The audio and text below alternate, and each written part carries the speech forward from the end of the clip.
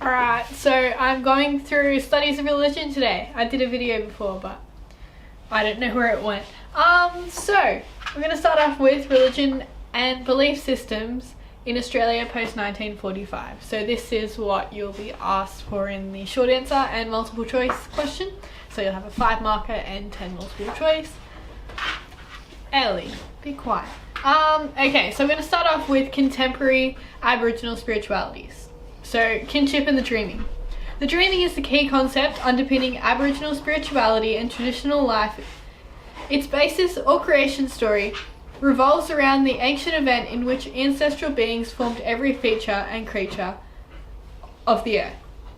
The dreaming, however, also transcends time, and is considered to encompass the present and future also.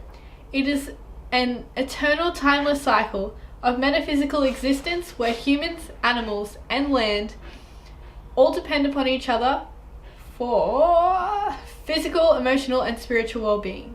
Kinship is the fabric of traditional society. It's one large extended family.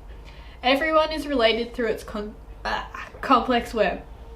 Totems. Tribes are made of clans, and each transcend from a spiritual ancestor symbolized by a totem, usually an animal or a bird. The totem is a natural part of their original reign or belonging place and is usually painted on sacred objects. These sacred objects are usually stones or boards, and are usually at ceremonies to represent the ongoing life force of the dreaming. The totem unifies the clan under the spiritual ancestor and creates a dreaming kinship with other clans possessing the same totem. Individuals also have specific totems. It's believed that human spirits inhabit the air, and one dreamt into a woman's body by a totem, creating a bond. Totemic inheritance is when a son inherits dead father's totem and dreaming kin. Spirit ancestors, they bestow obligations upon kinship groups. They must obey tribal laws, beliefs, and value community over themselves.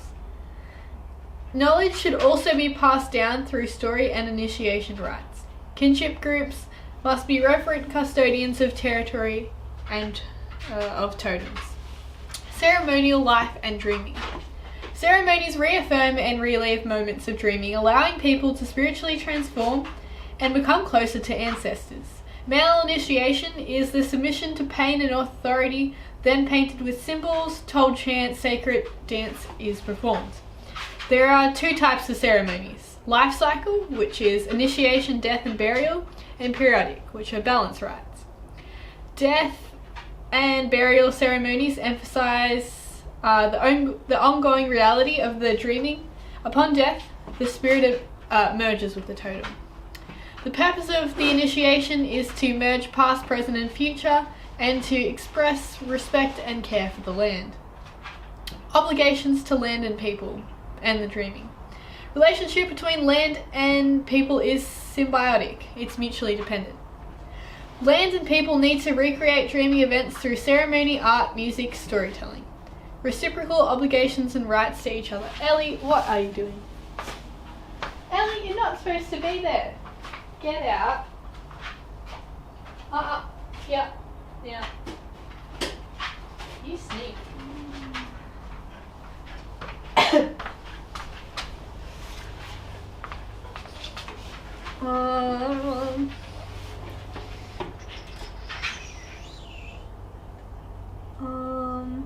Reciprocal obligations and rights, I think I was up to each other.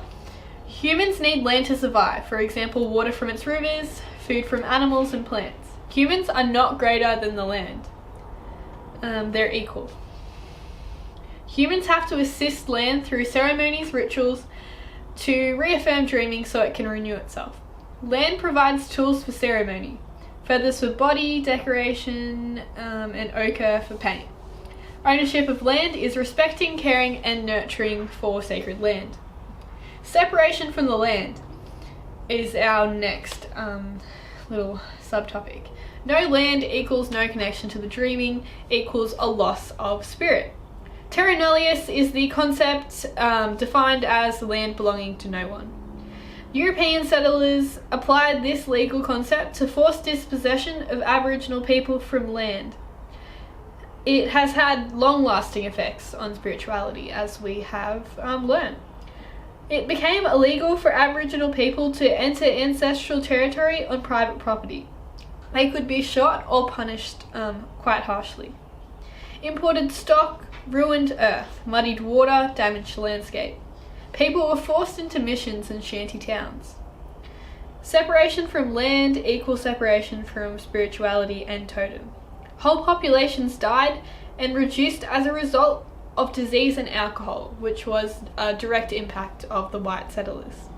Today, many still identify with a totem and maintain spiritual connection, but that number of people is about 1% of Aboriginal people actually identifying as being spiritual. So yeah, it's not great. Land right laws and native title allow for more traditional living. So Aboriginal people can still try and live that way of life, but it's not as traditional, and it's not the same as it was before the settlers came. Separation from kinship groups. Separation from land led to a breakdown of the kinship system. Tribes and individuals were isolated from ancestral territory, lost totemic identity and spiritual family. They lost their individual and group sense of self. They became non-people. This led to issues: health, unemployment, jail, etc. Loss of language. The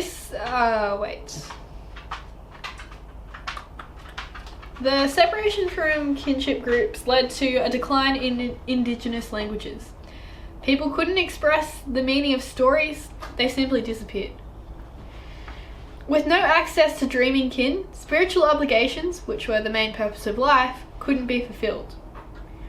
Cultural resurgence. Today, culture is resurging through theatre, dance. Today, stories are also being prepared and shared. You might see Aboriginal people performing at ceremonies and events more often, because I guess the Australian government has realised they're important, and the Australian people really want to embrace the Aboriginal culture, because that is what defines our country.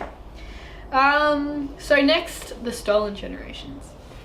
The destructive government policy was the assimilation policy, lasting between 1883 and 1869. Ellie, what are you doing? The forcible removal of children, especially those of lighter skin. That doesn't sound right. Anyway, the government tried to follow the Indigenous problem and tried to make the children think and act white.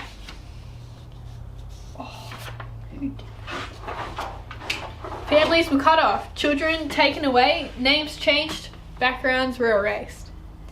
Brothers and sisters were separated. It is estimated that 100,000 kids were taken. The Link Up organisation was founded in 1980, and they assist Aboriginal people affected by government policies. They attempt to help trace and relocate people's families and provide support and counselling, because this was obviously a very traumatic period. People were stripped away from their families when they were as young as 3, maybe even younger, I'm not too sure. But yeah, this was not good at all.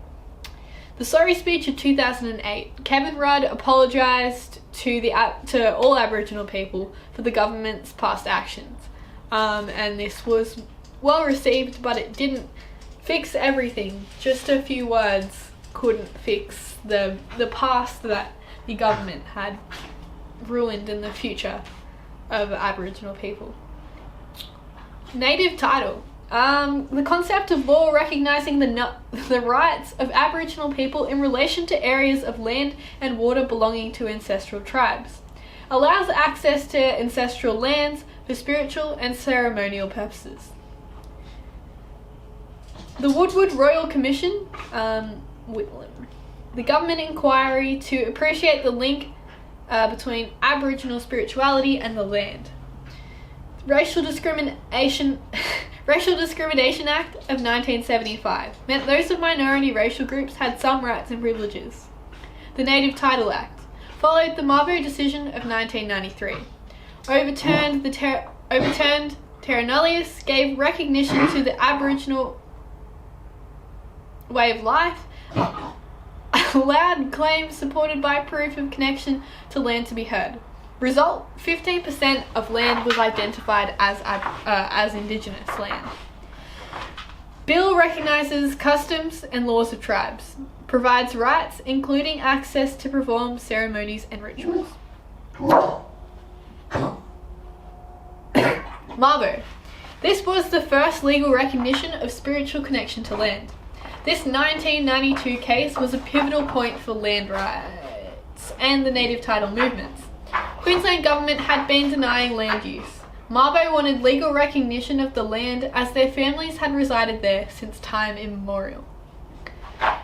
Spiritual significance. Mabo and plaintiffs quoted stories, morals associated with totems, and talked about identity, spirituality, and kinship being all linked to each other. Appealed to the High Court, won in native title decision of 1993. Wick. He answered problems. Wick. Answered problems of pastoral lease versus native title rights. High Court ruled that both could exist simultaneously. This was a major victory. John Howard's 10-point plan reduced Aborigines' rights to negotiate with leaseholders and gave government more power. And that was in 1998. The 2006 amendment tried to make processing of claims quicker and more efficient. Dreaming and land right movements. Dreaming is an essential component of both movements. Restored some access to ancestral lands, allowed renewal of connection.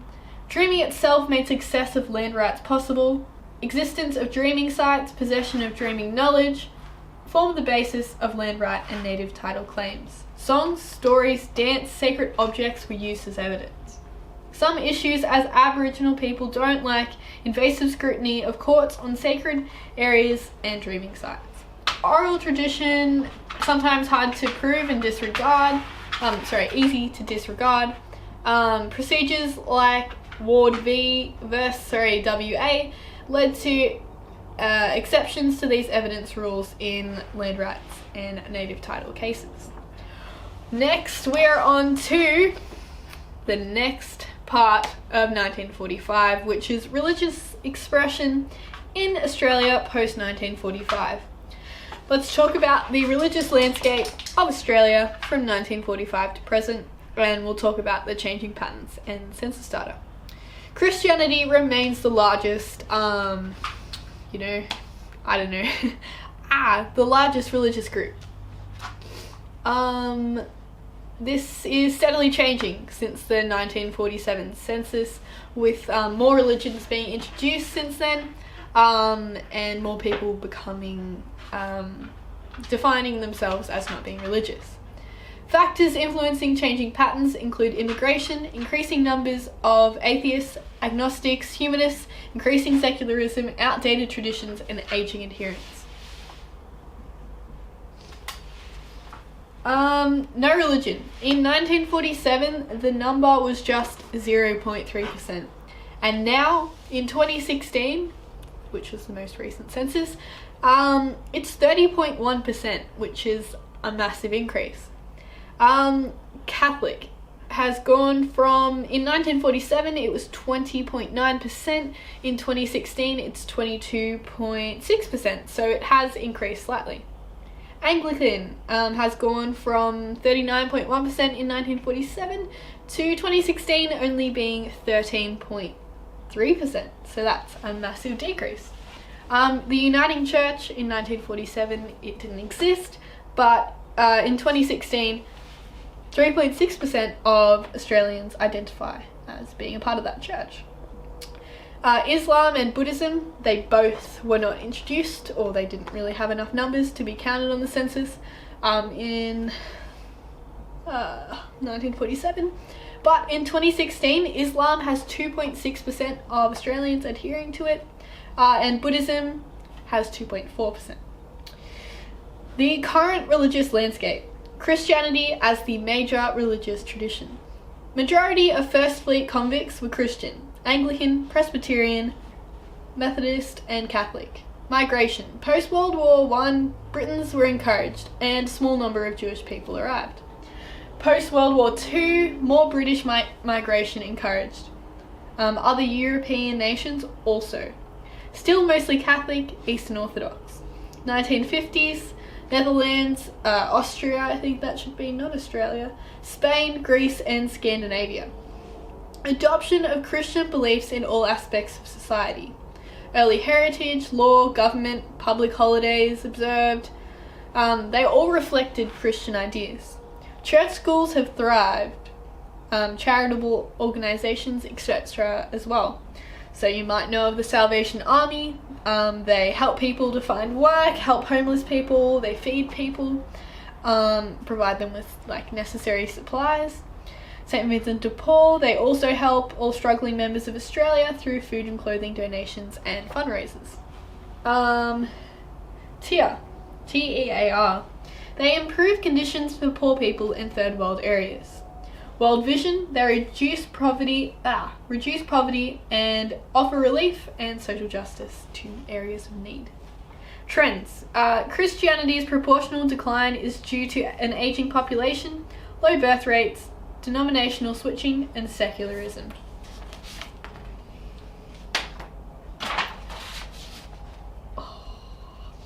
Adherence to smaller, less traditional churches is increasing. Pentecostal and Baptist are examples.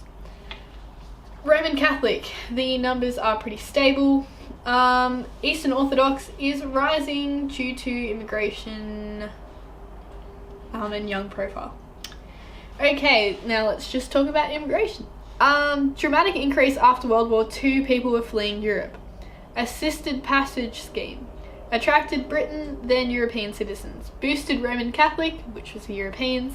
Boosted Eastern Orthodox, which is the Greeks. Small Jewish increase after World War II, 1950s conflicts. 1970s, White Australia policy ends, still predominantly Christian. Australia embraced multiculturalism. This was reflected in diverse demographics and religious patterns. The Vietnam War of 1981, an influx of Indo-Chinese led to first Buddhists. Hinduism and Islam increased after 70s. Muslim population originally introduced in 1882. They were workers on telegraph lines and railways, and post-45 an increasing number of refugees were fleeing World War II. Significant numbers didn't arrive, however, until the 1960s. Denominational switching. A recent trend towards denominational switching. People don't want to make lifelong commitments to a church. They're likely to go wherever they feel comfortable. This is a contrast to historical patterns where generations remained adherents to the same religion for a long period of time. Reflection of modern consumer society. People prefer anonymity. Oh my god. They prefer to be anonymous, and they like individualistic experiences over loyalty and accountability to the church. That's so hard to say. Individual needs are more often put ahead of obligation to community, led to proliferation of ways of finding meaning in life that caters to an array of different tastes. Trends in the Christian church. There's a swing away from liberal to conservatives. So why are people switching? The National Church Life Survey explains. 40% of people don't view lifetime loyalty to a church as important as elderly people did. People are seeking stronger Christian communities. Greater demand equals greater commitment. No, thank you. Led to attitudes of absolutism in beliefs and morals. More conservative churches present God as being linked more closely to life. Have services such as divine healing, aggressively evangelistic, hugely successful as methods of conversion. Some conservative churches have pushed people out of church life altogether. Children with divorced parents are more likely to seek faith alternate to parents, or no faith at all. Alright, New Age religions. Some of the fastest growing faiths in the latest census are New Age religions. Different is they lack a single unifying creed or doctrine. There's no text, there's no organisation, and there's not really that much leadership. Basic belief of New Age religions. So monism, there's a single source of divine energy. Pantheism, God is in everything. Even my hand. Even this. I think that's what it is. Reincarnation, rebirth. Karma, good and bad punished in next life. Aura, energy field surrounding the body. Universal religion, God is a mountain. Practices, meditation, astrology, which is the planets in case you didn't know. Divination, which is future telling. Holistic health, wholeness, for example, acupuncture. Crystals, channeling. Feng Shui, which is arranging. Arranging what? I don't know. Reasons for growth. Questioning traditional authority, controversies, the Catholic Church and priests. Need I say no more? Focus on self-improvement, inner potential. Now, secularism. It's being free from religion and spirituality. It's based on reason, fact, science, real-time information. Separation of state and church. Belief the government should be separate from the influence of church. Religion shouldn't interfere with public affairs of society. May jeopardize freedom and democratic rights of citizens. Emphasis on autonomy of individual. Religious dialogue in multi-faith Australia. The ecumenical movements within Christianity. Let's talk about that. Alright, the National Council of Churches. This is an organisation bringing together a number of churches in dialogue and practical cooperation. Symbolises Christian unity. Established in 1994. 15 churches are part of this today. Some conservative churches unwilling to accept validity of ecumenical dialogue. Impact? Large impact through a number of commissions, networks and programs. Work with Christian World Service, CWS. Run international campaigns like Make Poverty History is what CWS does, in case you were wondering. National Program on Refugees and Displaced People is something else that the CWS does, which has had an enormous impact and been highly effective. They resettled hundreds of Sudanese and Yugoslavian refugees. They protected thousands in Kosovo and Eastern Timor. The National Council of Churches, they also assist asylum seekers holding temporary visas, providing referrals, English classes and accommodation. They sponsor the National ATSL, Aboriginal and Torres Strait Islander Ecumenical Commission, which represents Indigenous Australians and supports issues like reconciliation and education. Special projects. The Jubilee campaign, which is focusing on poverty. Safe as Churches is another one, which was confronting the reality of sex abuse issue. They're committed to the World Ecumenical Council of Churches, Decade to Overcome Violence. Development of interfaith relationships, plus counter-religious violence. Australian National Dialogue of Christians, Muslims and Jews of 2003. They explain the concepts that are misunderstood. For example, Trinity, Jihad and Zionism. Allows religions to live in harmony. Alright, the New South Wales Ecumenical Council, NEC. Established in 1946 in an attempt to unite churches, celebrate and understand their faith. Affiliated with the NCCA. Works with them on charitable and social initiatives. Their social justice program, it had a particular focus on the rights of Indigenous Australians. Other focuses include Ministry with Refugees program, funds the House of Welcome for newly released immigrants. They also established the Caring for Creation initiative, focusing on climate change and meat-free days. So this is pretty advanced and pretty modern for the church, so that's very good. Interfaith dialogue. Interfaith dialogue in multi-faith Australia. Australia is a highly diverse nation in terms of ethics and culture. Sometimes poses issues and challenges social harmony and cohesion.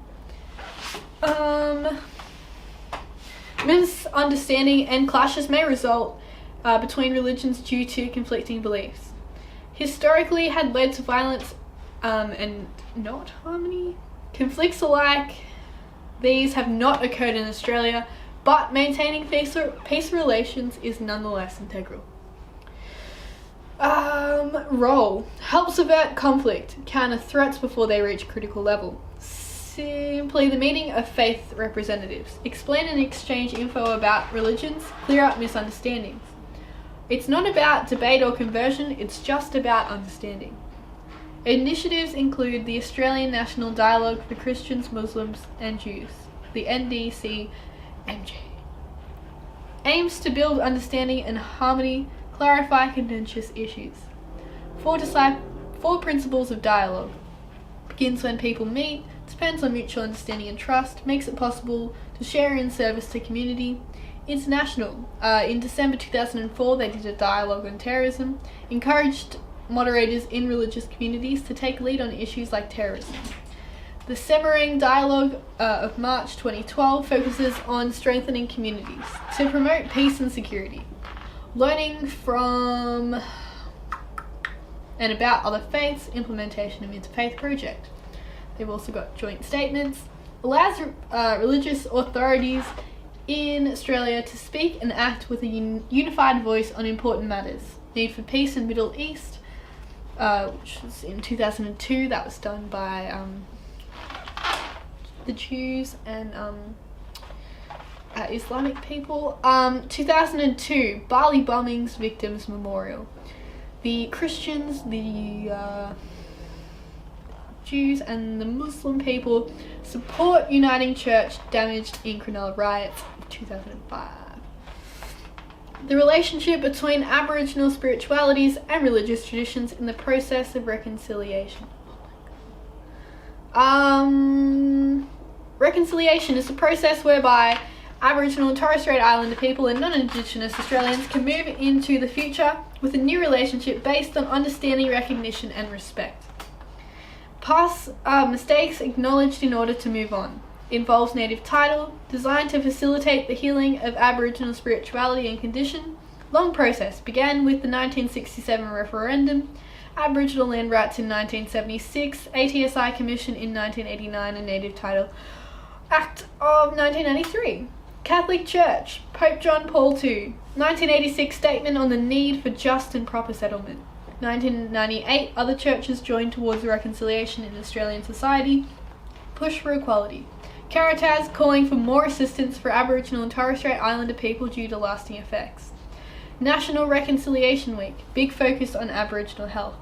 Anglican Church, they provide funding for a national ATSI Ecumenical Commission.